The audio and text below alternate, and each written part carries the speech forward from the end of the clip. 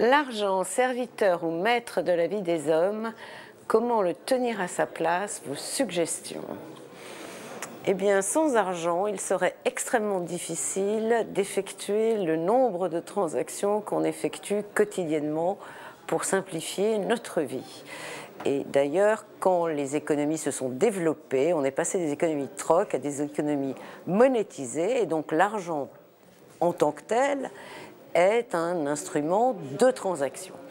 Alors, serviteur ou maître de la vie des hommes, c'est un serviteur puisqu'il facilite les échanges. On peut considérer que c'est un maître de la vie des hommes parce que l'être humain est ainsi fait qu'il cherche à avoir toujours un peu plus d'argent.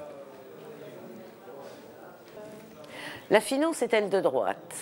Je dirais que la finance n'est ni de droite ni de gauche, du moins tant qu'elle reste au service de l'économie réelle. Et c'est bien le problème des 30 dernières années, c'est que la finance a fini par avoir une dynamique propre, et on parle de déconnexion de la sphère financière de la sphère réelle. Mais pour avoir de la croissance économique, et pour une fois tous les économistes sont d'accord, on a besoin de finance.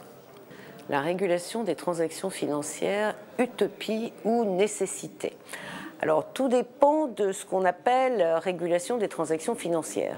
S'il est fait référence à une taxe des transactions financières, l'efficacité d'une telle taxe va dépendre de l'objectif qu'on a assigné à une telle taxe. Et c'est bien le problème, c'est qu'en ce moment, on ne sait pas très bien pourquoi on met une taxe.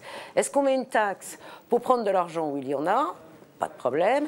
Est-ce qu'on met une taxe pour diminuer, par exemple, les volumes de transactions? Et là, l'efficacité est limitée si ce n'est pas un comportement international avec coopération internationale.